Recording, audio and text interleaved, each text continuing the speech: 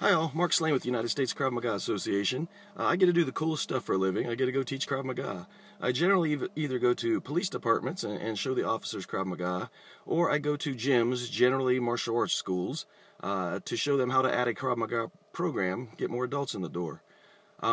When I go to these martial arts gyms to show them, I'm generally doing a level 1 instructor certification, I tell them I'm here for three main reasons. One is to teach the level 1 techniques, which is the easy thing. They've pretty much got them down: a punch, a kick, knees. What we do is show them our take on these things, but that's the easy part. Second thing I do is show them a system.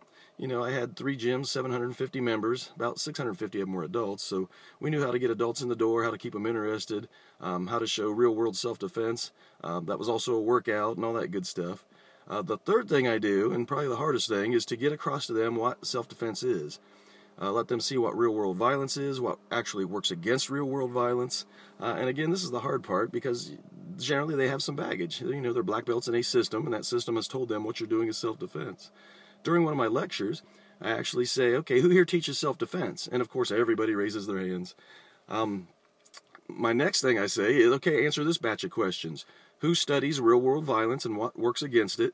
Who does at least weekly Google searches of violent crime, stabbings, gun violence, home invasions, sexual assaults, gang violence? Who has read Sergeant Rory Miller's Meditations on Violence and Facing Violence? Who has read Gavin de Becker's Gift of Fear? Who has read Sergeant Sanford Strong's Strong on Defense? Who has read Colonel Grossman's On Killing and On Combat? Who has read Mark McYoung's books? Who puts every single thing they teach under a realistic attack? Who puts every single thing they teach under stress and exhaustion? Who has made changes in their curriculum in the last 6 months or even the last year? Okay, who befriends police officers in their community and asks them how crimes are going down, what the scumbags are doing? If you can't answer yes to every single one of those questions, what in the world makes you think you're teaching self-defense?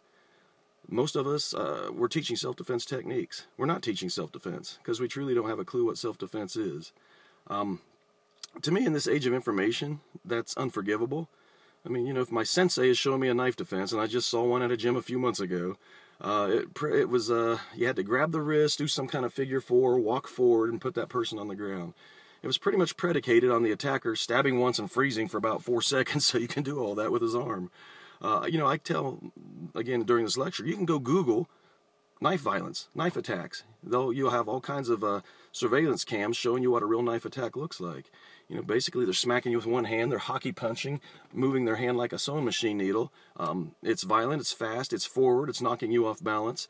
I can go look at that and say, hey, that knife defense that I was just taught by my sensei, that would not work. That would get me killed. Hence, I won't teach it to anyone else. And yet we don't do this. Most of us want to listen to the word of an expert or the majority of opinion without ever studying things ourselves. But truly, if someone's coming to you to teach, or coming to you for self-defense, don't teach crap from your system just because it's your system.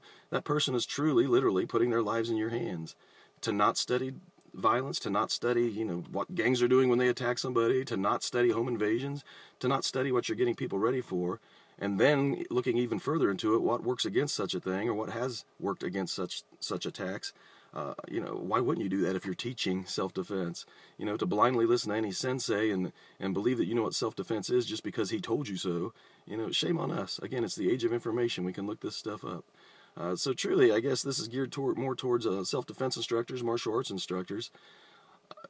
Study. We don't have to listen to someone's word. Yes, I'm very respectful of people that have taught me, but I've gone back and changed things that I was taught, gone back and said, no, I don't particularly care for that. Let me find something that I think would work better against a realistic attack. Again, I think it was Rob Pincus I got the quote from. Whenever we put somebody on a pedestal, growth stops. We're no longer questioning things. We're no longer looking into things. We're, blindly following somebody. And I don't want anybody to do that. I tell my affiliates, don't listen to everything I say. Go look at these things yourself. I don't want to be put on a pedestal for sure because, I'm wrong. We change techniques quite often. We'll code to something better, something that is easier to learn, something that works better for a small person. We make changes all the time. So hence, that's how I make changes. One of my affiliates will point something out or say, hey, I saw this. And again, we'll dive into it. We don't have a system to protect. We teach it this way because that's how we've always taught it. Oh, to heck with that. I want to keep people as safe as I possibly can. And again, this is towards martial arts instructors. I would hope you feel the same way. People are putting their lives in your hands. Mark Slane, United States Krav Maga Association.